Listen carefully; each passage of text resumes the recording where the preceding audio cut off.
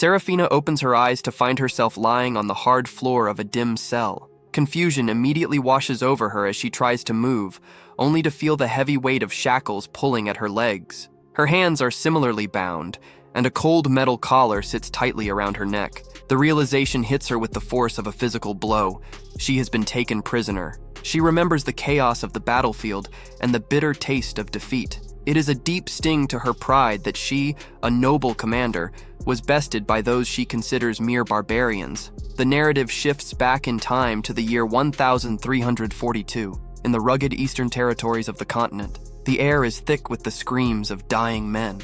A fierce battle rages between the disciplined forces of the Illidan kingdom and the wild barbarian tribes. Seraphina, the captain of the first company for the Eastern Expeditionary Force, stands in the middle of the carnage. Her soldiers are panicked, reporting that the barbarian resistance is far too strong. The volunteer troops have been wiped out, and their left wing is falling apart. Seraphina maintains her composure, shouting for her men to stay focused. She refuses to let them forget they are knights of Illidan. She quickly barks out tactical orders, telling the left wing to pull back, while the center and right wings extend to form a protective formation. Her goal is no longer victory, but a fighting retreat. She knows that even if they escape, their losses are catastrophic. This marks the end of a 7-year-long expedition, and her only priority now is ensuring that as many of her comrades as possible make it back to their homeland alive. Suddenly, the sea of soldiers parts as a massive man carves his way through the battlefield. This is Veor. He stops when he sees Seraphina,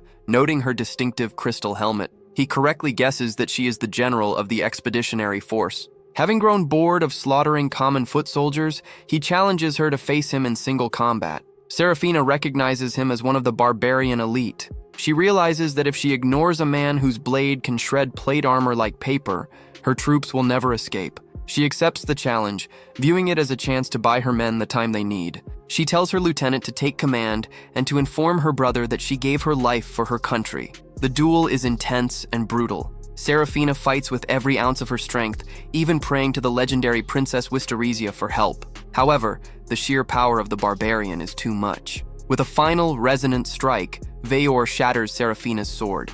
Standing defenseless, she demands that he kill her and end it. To her shock, Veor refuses. He tells her that she belongs to him now. He promises that she will survive, mostly because he can think of many good uses for her body. Back in the present, Seraphina sits in her cell, dwelling on those haunting words. She wonders if she will be forced into hard labor like a farm animal, or if she will be tortured for information. The thought that she might be used for the base entertainment of men fills her with a deep sense of shame. As an unmarried noblewoman, the idea of being treated like an animal in a den of savages is unbearable. She also worries for her troops, fearing that the time she bought wasn't enough for a proper withdrawal. She feels the heavy weight of failure, knowing that without control of the East, her people back in the capital will continue to suffer. The sound of footsteps interrupts her thoughts as a woman named Circe enters the cell. Seraphina immediately demands to know who she is. Circe introduces herself and explains that she serves the man who captured Seraphina.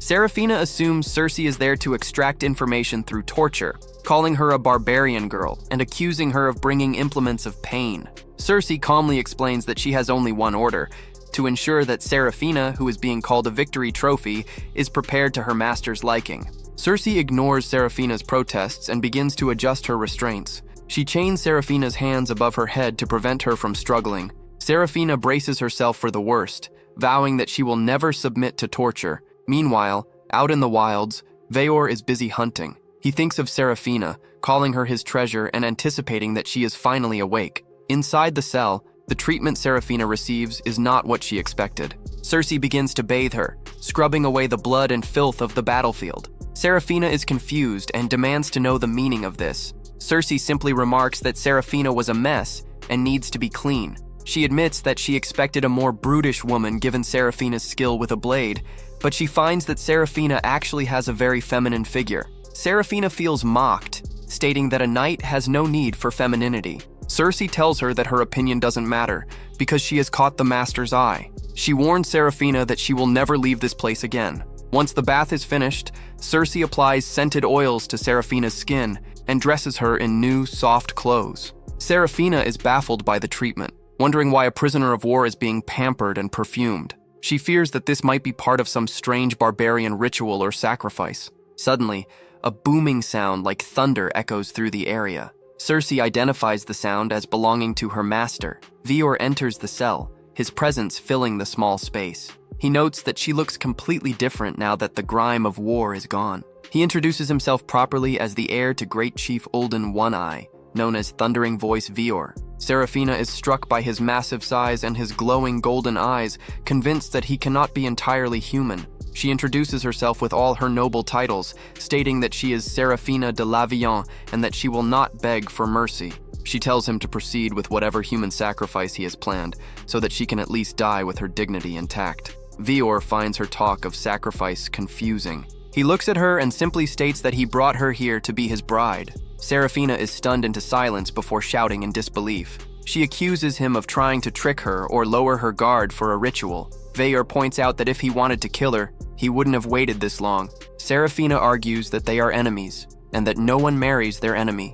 Veor explains that while the West might have different rules, his clan has a long tradition of taking lady knights as brides. Serafina calls the logic insane, but Veor reminds her that she already told him he could do with her as he wished. He then explains his real motivation. He tells her that his decision isn't just based on tradition, but on the respect he felt when they fought. He says that the way she swung her sword spoke more than any words ever could, revealing a profound sincerity. He admits that he fell for her in that very moment. Before Serafina can process this confession, Veor tells her to relax because he won't take her against her will. He leaves the cell, promising to speak with her later. Cersei remains behind, bluntly telling Serafina that she is being courted. The story shifts to a flashback from 7 years ago in the Illidan Kingdom at the Margrave Lavallant estate. Serafina's brother, Sidious, informs her that the king has ordered the 17th Eastern Expedition to begin. He tells her she has been named the captain of the first company and charges her with earning glory for their family name. He also mentions an invitation to a banquet from Countess Ildhal, addressed to Princess Serafina. At the banquet, the atmosphere is shallow and judgmental. The other nobles whisper about how the war is profitable for them, despite the poor quality of food lately. They look at Serafina, remarking that she is more dashing than beautiful, and questioning the point of a woman being a strong warrior. Serafina feels out of place and escapes to a balcony, wishing she could just go home. She is joined by 3 noblewomen who lead her to a gazebo. They talk down to her, calling the East a place of monsters and dragons. They refer to the barbarians as animals who kidnap and sacrifice women. Serafina becomes angry, banging on the table and spilling wine as she defends the expedition. She explains that conquering the East is a noble goal for the peace of the people. The women dismiss her, telling her she should leave such things to men. They mention that even the legendary Princess Wisterizia went missing on the battlefield and claim that a woman's only true happiness is marriage. On her carriage ride home, Serafina is fuming. She looks out at the starving people in the streets and contrasts their hunger with the wasteful feasts of the nobility. She sees 3 desperate men attacking a traveler and intervenes. She stops them without even drawing her sword, realizing they are only acting out of hunger because the crops have failed. Feeling deep sympathy, she takes off her own expensive collar and gives it to them so they can feed their families. They are overwhelmed with gratitude, promising never to do evil again. Serafina tells herself to endure the hardships of her position so she can eventually conquer the East and improve the lives of her people. Before she leaves for the expedition, she kneels before an image of Princess Wisterizia, asking the lost princess to watch over her. Her brother, Sidious, approaches her, but instead of offering support, he asks if she failed to find a husband at the party. He tells her that a woman wanting to be a knight is selfish and that she needs to marry while she still has prospects. He dismisses her ambitions, saying that a sword has never changed policy. The memory of her brother suddenly distorts. His face twists and grows until he transforms into Veor. The barbarian looms over her, repeating her name over and over, demanding that she become his bride. Serafina jolts awake, her heart racing. She realizes it was a nightmare brought on by the barbarian's presence. However, as her eyes adjust to the light, she realizes the nightmare isn't entirely over. She looks to her side, discovering to her horror that she is currently sleeping right next to Veor. She scrambles back, her voice trembling with shock as she demands to know what he is doing in her presence. Veor sounds genuinely confused, asking why she would even question his presence in his own bedroom. Serafina's panic only intensifies as she realizes she is in his private quarters and, even worse, that he is completely nude. Veor seems unbothered by her distress, remarking that she is making quite a fuss for such an early hour. He adds that it is good to see her so full of energy after the events of the previous night. This comment sends Serafina into a tailspin of fear and confusion. She realizes she has no memory of what happened after her capture and tells him she isn't even sure she wants to know. She reminds him of his promise not to force himself upon her, but Veyor simply tells her not to worry about the small details. This dismissiveness infuriates her, and she calls him an animal, warning him not to treat a lady's honor so lightly. Internal conflict wars within her. She worries that if she were to bear the child of a barbarian, she would be creating a new enemy for her beloved homeland. Overwhelmed by shame and the disgrace of her capture, she begs Veyor to kill her immediately. Veyor is perplexed, noting that while he would understand if she wanted to kill him, seeking her own death makes no sense. Serafina explains that the shame of defeat, being taken captive, and the rage she feels while facing a nude opponent have completely destroyed her honor as a knight. She believes she is an embarrassment to her name and would rather die than live with the misery. Before Veyor can respond to her plea, Cersei enters the room carrying a bundle of dry clothes. She looks at Serafina and notes that the prisoner has finally woken up without any more trouble. Cersei explains the reality of the previous night. After Veyor brought her back, Serafina suffered a mild overdose of the sleeping drugs used to keep her quiet during transport. She had suddenly started vomiting before collapsing entirely. Veyor admits that he was actually quite worried about her. Serafina feels a wave of relief mixed with embarrassment as she realizes her imagination had run wild. Veyor apologizes for the misapplication of the medicine, explaining that it was a paralytic poison used by his people to help wounds close by, slowing the blood flow. He adds that he brought her to his room specifically so she could rest and recover, noting that he certainly can't have his future bride dying so soon. Serafina finds his explanations confusing and frustrating. She demands he hand her a sword so she can beat some sense into him, but Veyor just laughs, seeing that she is finally healthy enough for breakfast. He leaves the room to wait for her, mentioning that she hasn't eaten in the day since she left the battlefield. Serafina remains behind, feeling a strange sense of shelter within these barbarian walls. She thinks back to her grandfather, who once told her that her talent for swordplay might prevent her from finding true happiness as a woman. She remembers the harsh words of her brother, who viewed her knightly ambitions as a selfish indulgence. But then she remembers Veyor's words, how he claimed to see sincerity in her blade and fell for her because of it. She struggles with the idea of being desired for her femininity, something she has ignored for years, especially coming from a barbarian captor. Serafina decides she will maintain her pride through her diet. She expects the barbarians to serve her the bare minimum to break her spirit, but when she enters the dining area, her jaw drops. In front of her sits a massive piece of meat. She realizes that even in the capital of her homeland, she has never seen a feast this grand, especially given the recent crop failures. Veyor offers her what he calls a small portion, a quarter of the roast, but the piece of meat is literally larger than her own torso. She immediately suspects a trick, accusing Veyor of trying to use luxury to tame her and winnow away her knightly pride. She declares she would rather starve than be indulged by savages, but at that exact moment, her stomach betrays her with a loud, echoing rumble. Blushing, she once again asks Veyor to kill her to end the embarrassment.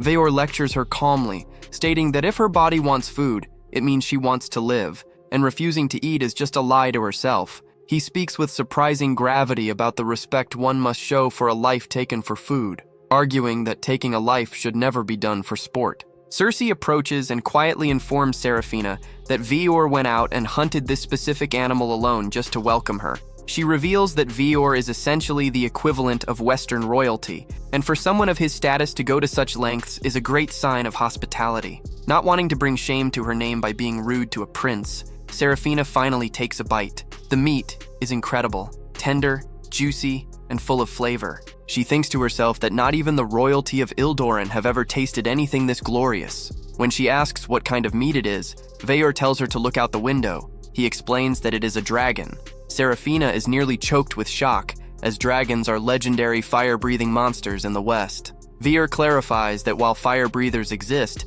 this was a different breed. He notices that despite her shock, she isn't slowing down her eating at all. Cersei dryly observes that the prisoner doesn't seem like she intends to die anytime soon. Later that day, Veyor tells Serafina he wants to show her something on the mountain. She is hesitant to trust him, but he brushes off her concerns, suggesting that common sense changes depending on where you are. He baits her by asking if she is simply afraid, which prompts her to get ready just to prove him wrong. As they walk, Seraphina is surprised by the richness of the nature surrounding them. It is far more bountiful than the wastelands where they fought. They eventually reach a massive, roaring waterfall. Seraphina is mesmerized, admitting she has never seen one before. Veyor then tells her to strip so they can bathe. Seraphina is outraged by the suggestion of mixed bathing, calling it indecent and a barbarian practice. Cersei steps in, telling Seraphina she is starting to smell and that they don't have bathhouses. She promises to accompany Seraphina while Veyor goes to a different stream to give them privacy.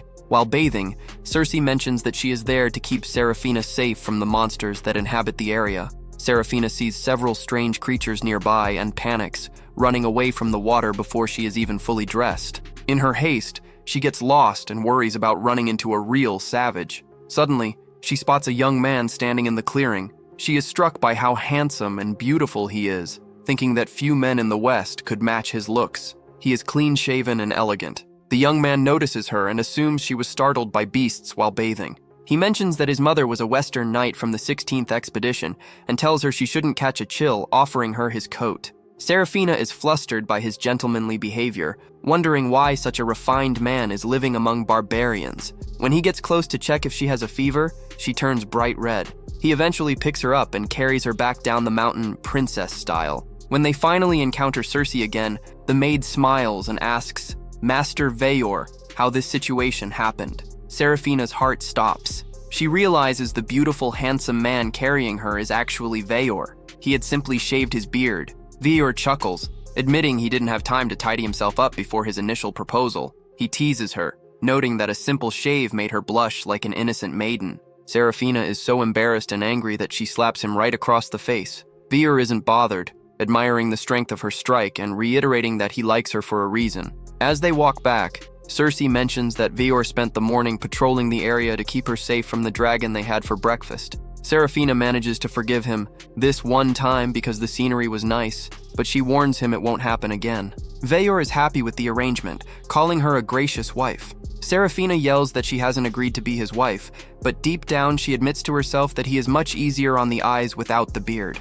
However, a few days later, the thick wild beard has already regrown completely. She wonders to herself why he would ever let it grow back.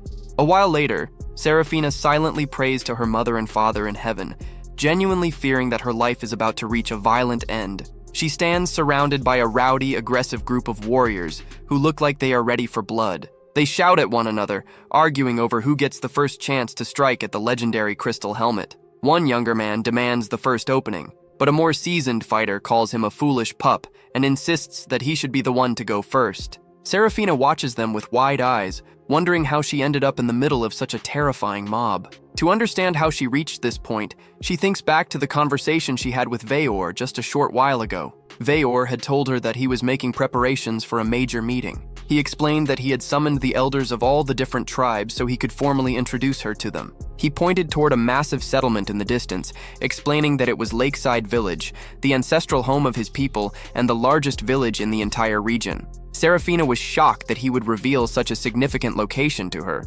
She asked him why he was sharing crucial military secrets with a prisoner. She argued that if she were ever rescued by her own army, she could lead them straight to their territory and potentially destroy them. Veyor simply laughed at her concern. He asked her if she was still feeling enchanted by his shaven face from earlier, which only made her more frustrated. She snapped back that she was merely confused and told him to stop being so childish.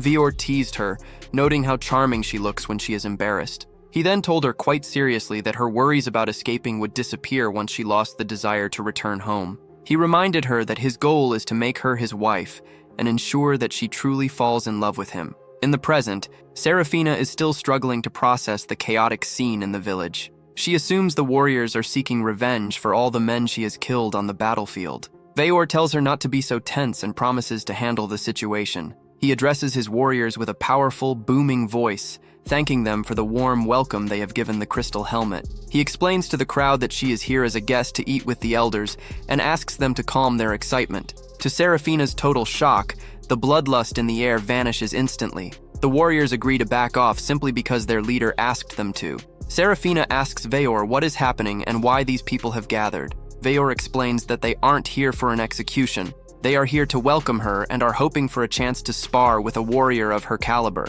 She is baffled, asking if they don't want revenge for their fallen comrades. Veer asks the crowd if anyone bears a grudge against her, and the warriors shout back that they hold no ill will. They begin to shower her with genuine compliments, praising her brilliant display of skill from their previous battles. They call her a magnificent warrior and a beauty, with some even joking that they wish she could have been their wife instead. They speak of her strength with deep respect, hoping she will eventually bear strong children.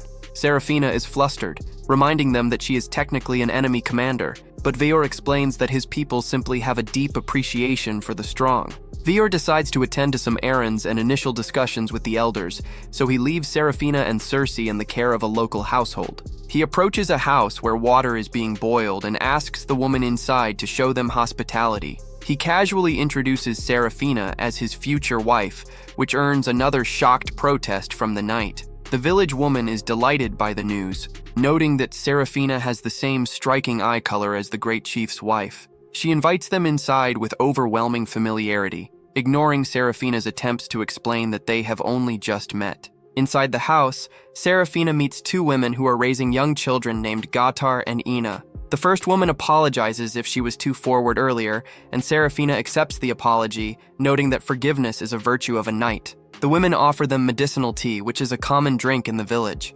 Seraphina watches the young children, noticing how sure-footed and sturdy they are even at such a young age. She realizes they are already building the foundations of warriors by mimicking the adults around them. As they drink the tea, which Seraphina finds surprisingly refreshing and restorative, she discovers that the two women are not related by blood, but live together for support. Both of their husbands passed away some time ago. One died in the wars to the west while his wife was still pregnant. Seraphina's heart sinks as she realizes these men were likely killed by her own Eastern Expedition forces. She feels a sudden wave of guilt, telling the women that she cannot apologize for the war, but that she is willing to accept their hatred. She tells them they have the right to take revenge on her since she is now their captive. The women are confused by her offer. The first woman explains that while she is sad her son never knew his father, she feels lucky to have her child. She tells Seraphina that death is a constant part of their lives, whether it comes from war, hunting dragons, or being weakened by age and monsters. They don't view death with the same lingering bitterness that Seraphina expects.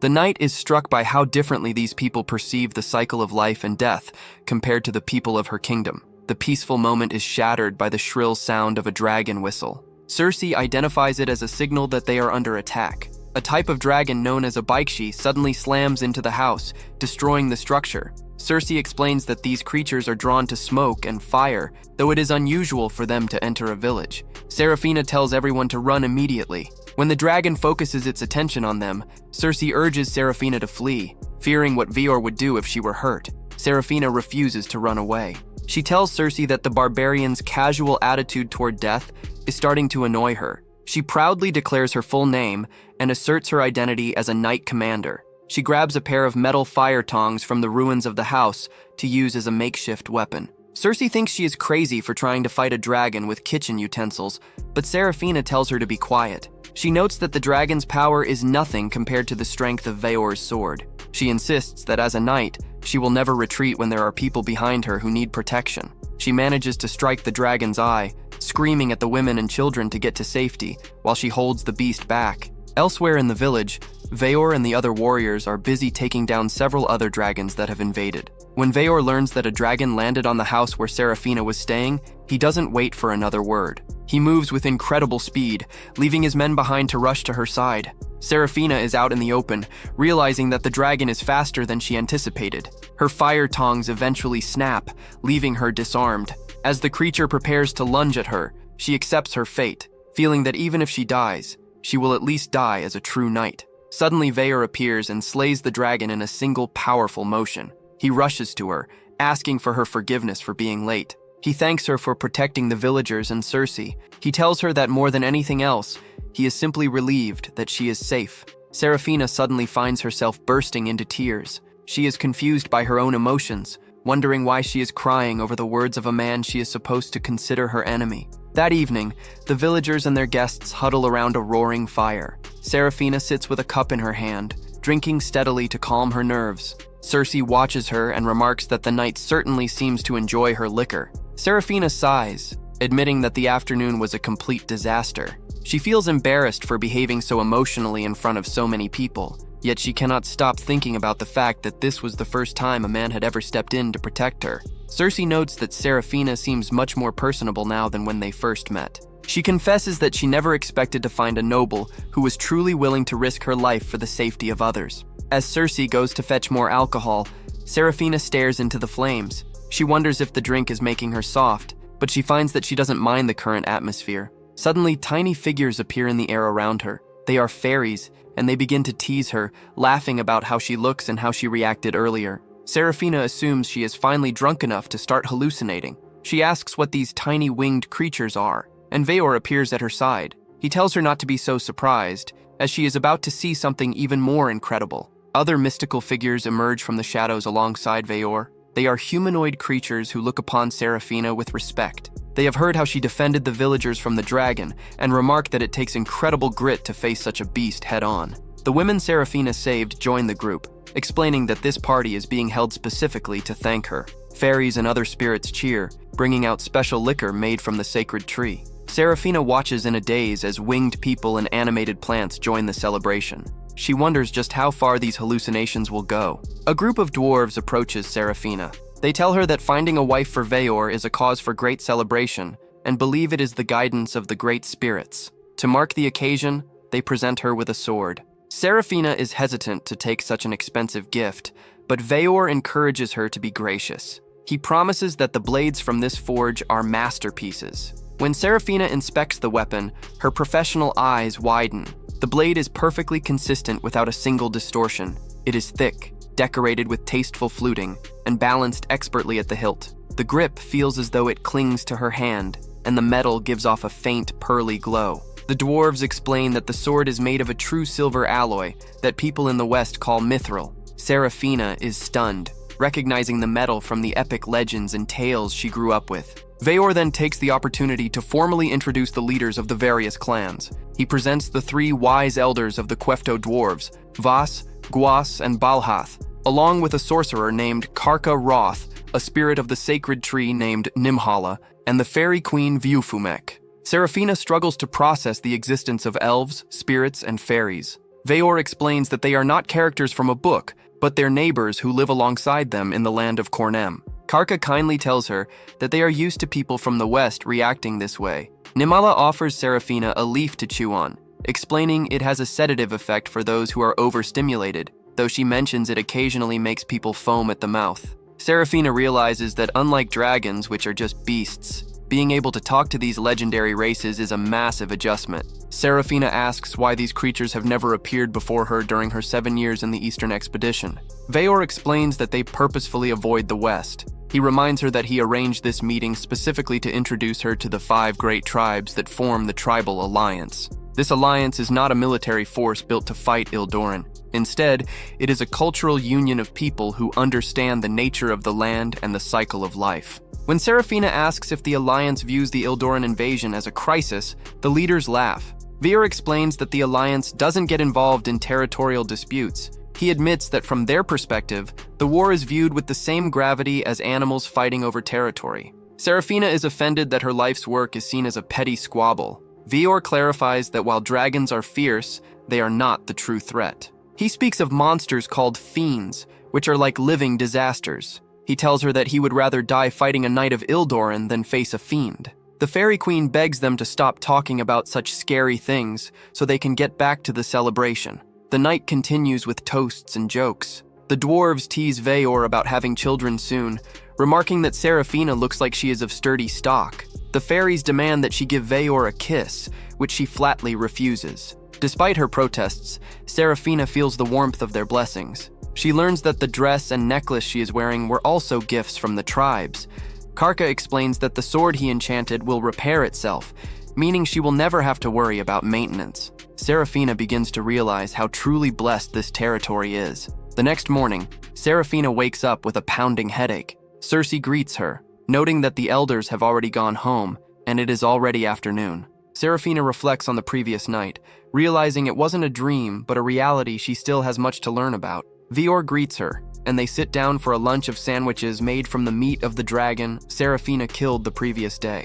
Though she finds the meat a bit gamey and juicy, she admits it tastes quite good. Veor tells her they have some walking to do because someone wants to meet her, an acquaintance from her past. Serafina cannot imagine who she would know in this wild land. They arrive at a house where a woman is waiting. The woman expresses her excitement and tells Serafina it has been a long time. She identifies herself as Nylea, a former knight who served under Serafina's command 4 years ago. Serafina is shocked, remembering Nylea as the daughter of a viscount whom she believed had died in battle. She notices that Nylea is heavily pregnant and learns that this will be her second child. Nylea invites them inside to explain her story. She reveals that she was proposed to by the man who defeated her in battle and has since built a happy life in the village. During their conversation, Serafina questions why Nylea treats Veor with such familiarity, even asking him to run errands.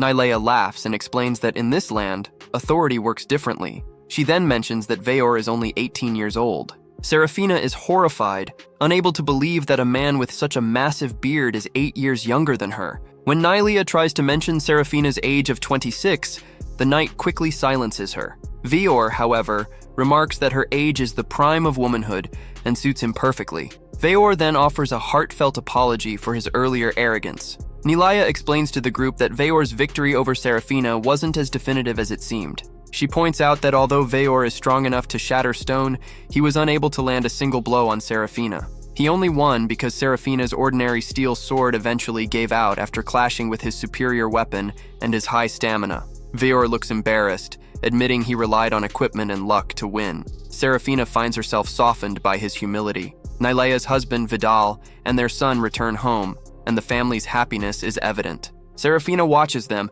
and remembers how Nylea used to talk about her duty to water the land with barbarian blood. Seeing how much her old subordinate has changed and how happy she is makes Serafina feel a strange mix of emotions. That night, Veor and Serafina speak alone. Serafina admits that these 2 days have shown her how little she truly knew about his people. She confesses that she called them savages as a justification for invasion, ignoring the fact that they have families and culture just like her own people. However, she maintains that she is still a noble of Ildoran and wants to use what she has learned to save her suffering homeland. Because of this duty, she tells him she has no intention of being his wife. Then, she quietly adds that while her duty forbids it, speaking as an individual, the idea of being his wife doesn't sound bad. Veor is overwhelmed by her honesty, telling her it isn't fair for her to be so sincere. The next morning at breakfast, Veor is in a wonderful mood. He teases Serafina about how charming she was the night before. Serafina, flustered, tries to claim it was just the liquor talking. When Veor suggests that she didn't mean what she said, Serafina becomes defensive and angry. She shouts that she isn't shameless enough to say things she doesn't mean and insists that her words last night were her true and honest feelings. Cersei quietly observes that Serafina is now confessing her love, even without any alcohol, while Veor simply smiles, remarking again on how lovely and unfair she is.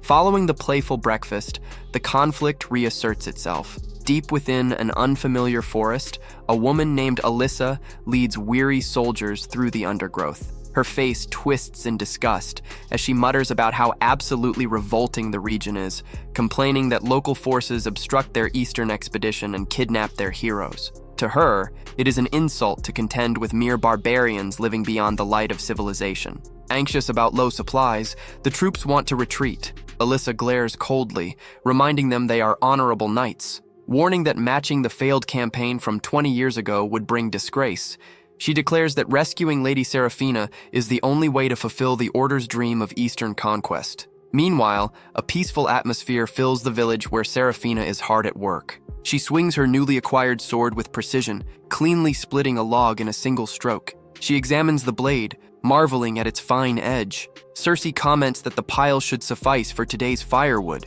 Serafina asks if they are done, prompting Cersei to smile and point out that Serafina cut a 2-week supply in just 3 days. Serafina explains that if all she does in this village is eat and sleep, her physical body will lose its competitive edge, adding that she wants to familiarize herself with the weapon. Cersei asks if her noticeable restlessness has been entirely due to pure boredom.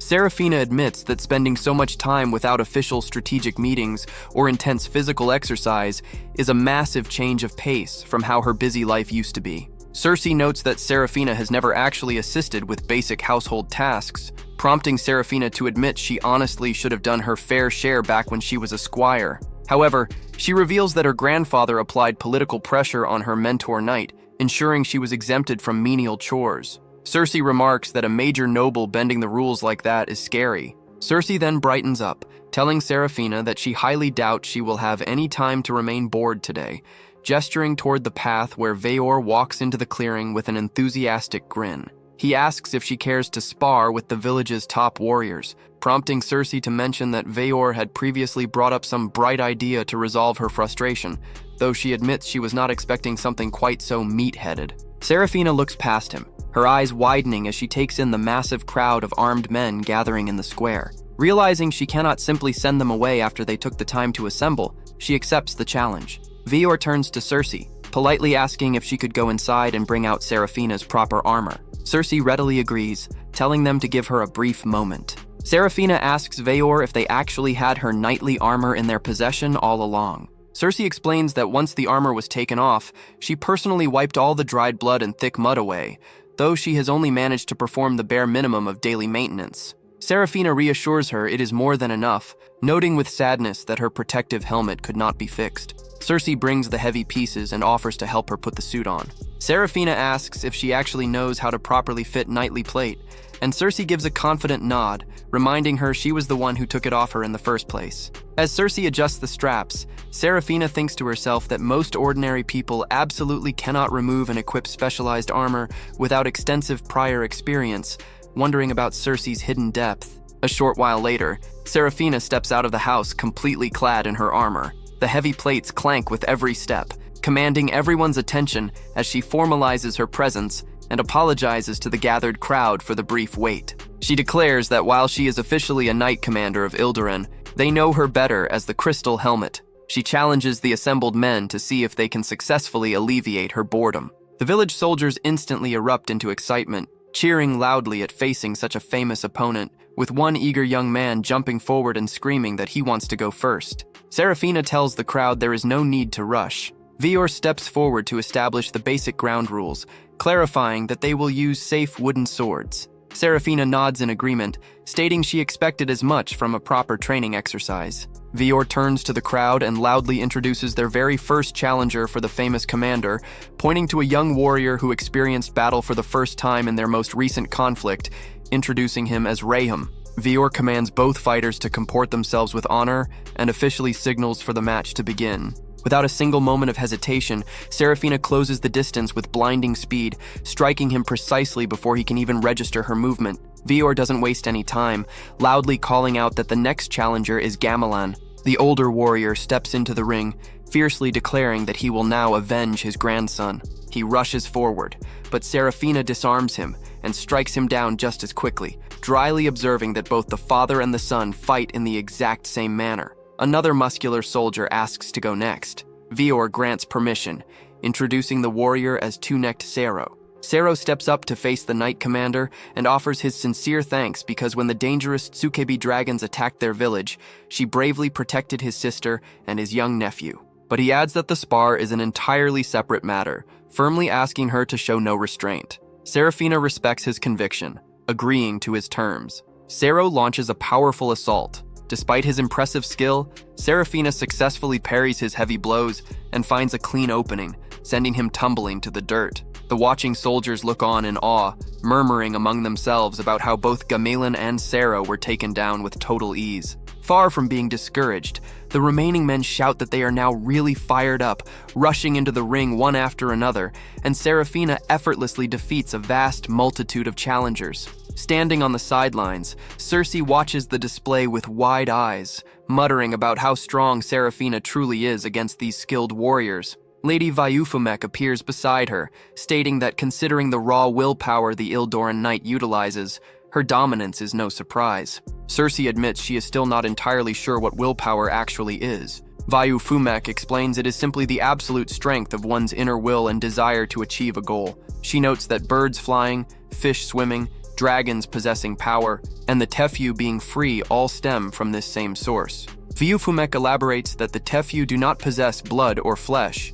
being the living dreams of the elements. While the long-lived Ixt, Quefto, and Kufuek have flesh, humans live for a short time. Because of this brevity, Human warriors develop an incredibly potent willpower that sharpens technique, increases strength, and gives life to fighting styles. Techniques strengthened by willpower can only be contested with willpower. Cersei clarifies if willpower determines the winner when physical prowess is equal, and Viufumek confirms it, musing that this powerful desire appears truly dazzling, making the humans visibly shine. Right then, Veor steps into the ring to face Serafina. They clash in a furious explosion of speed, their wooden swords moving in a blur until both simultaneously shatter. The soldiers declare the match a draw. Serafina notes she did not win, and Veor laughs, admitting he could not risk losing after their first encounter. Serafina asks if he is still worried about what she said the other day. Veor denies it, asking if the exercise eased her boredom, which Serafina happily confirms while thanking him.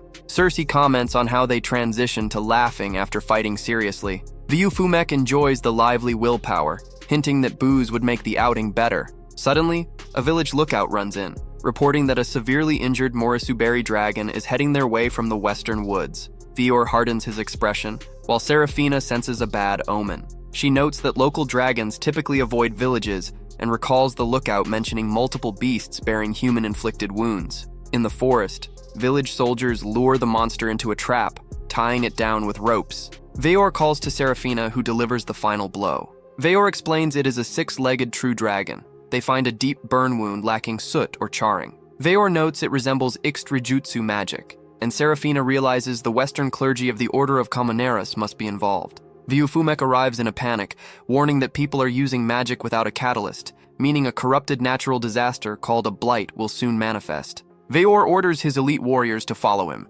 Deep in the woods, Alyssa fanatically declares they cannot turn back. Veor's group arrives just as Alyssa uses a blinding light to obliterate another dragon. Serafina calls out to her, but Alyssa immediately demands Veor's death, calling him a wretched barbarian. Serafina tries to calm her, but Alyssa rants about their 700-year war and blasts a tree, claiming God's miracles prove their righteousness. Veor tells her not to steal power from the earth, offering to discuss terms, but Alyssa attacks him with light projectiles. Veor shields Serafina, absorbing the blasts unharmed due to his willpower-fortified armor. He dismisses her magic as lukewarm, challenging her to use a blade. Alyssa panics, blindly draining the land's vitality and twisting nature. Veor warns Serafina that the woman cannot be saved as time has run out. Suddenly, blackened roots erupt and trap Alyssa. Serafina moves to save her, but Veor blocks her path, declaring the blight has fully manifested.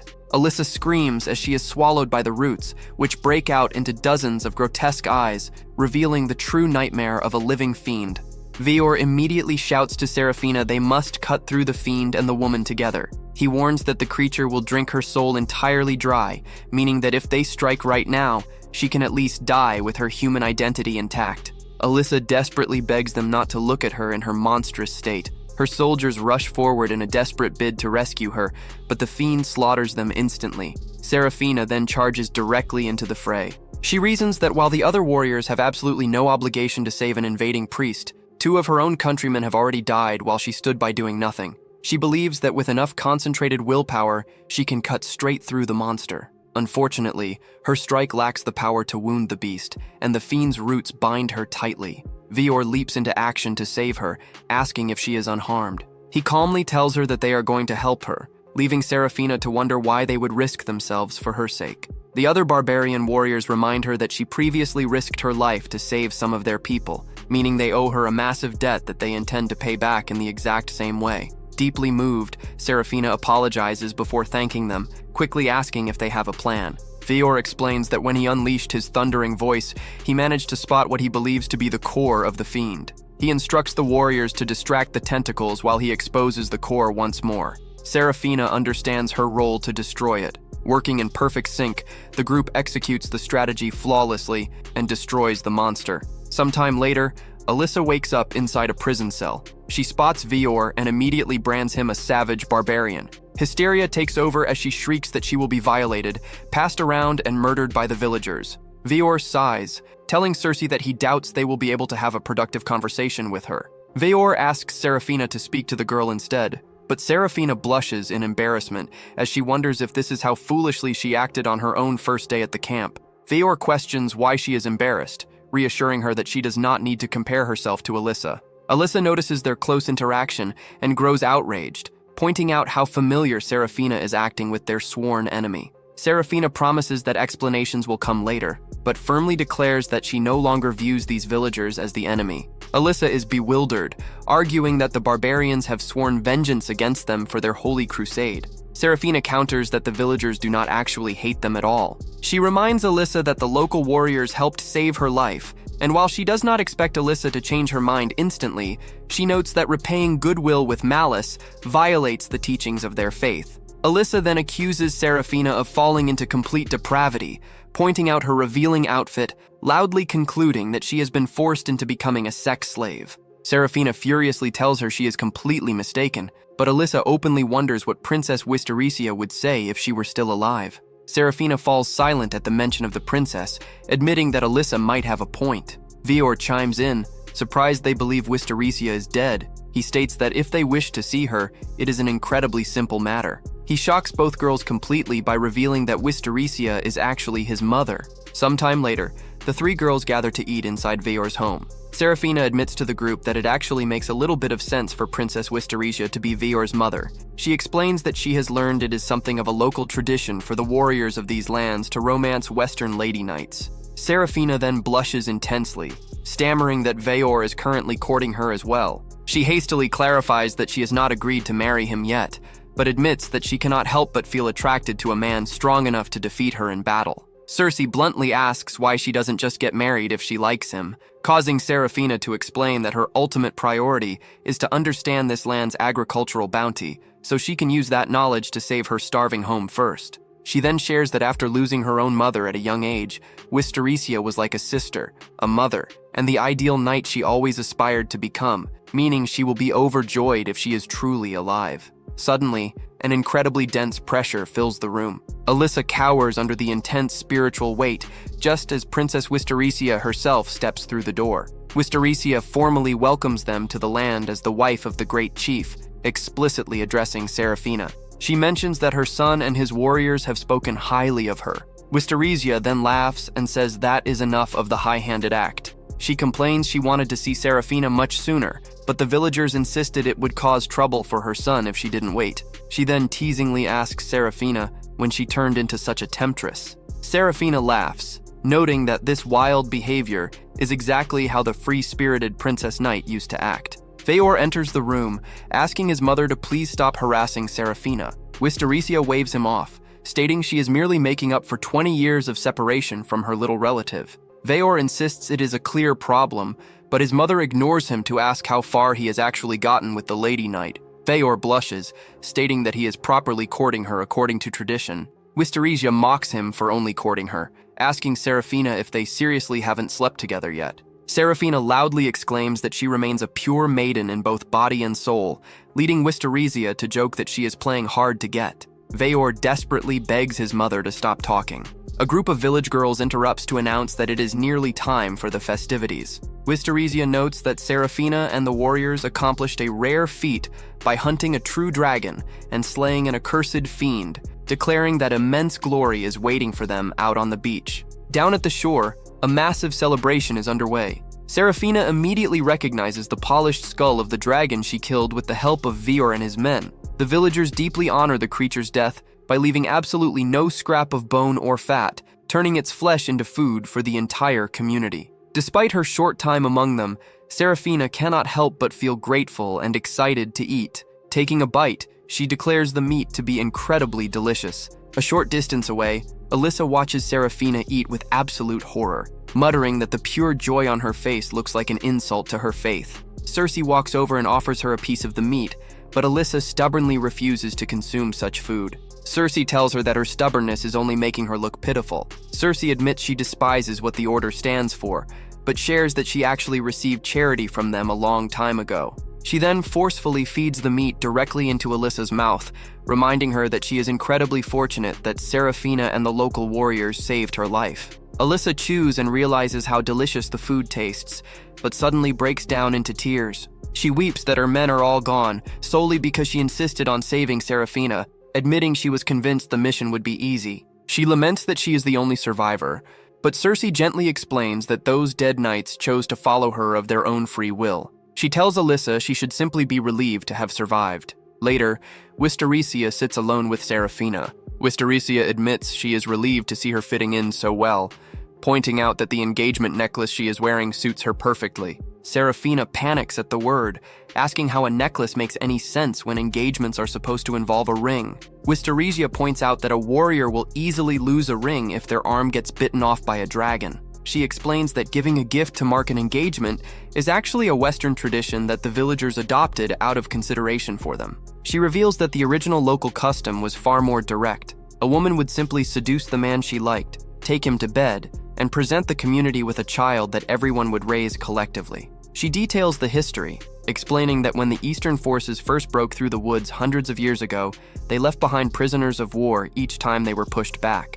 Eventually, local women fell in love with those knights, and Eastern men fell for Western lady knights. Over generations, concepts like marriage, engagements, family units, and distinct bloodlines took root in these lands as well. Wistaria reassures Serafina that she doesn't have to marry her son, but since the courtship costs nothing, she should simply be honest with her feelings because no one will judge her. Serafina hesitates, admitting that finding personal happiness before her people do feels deeply wrong.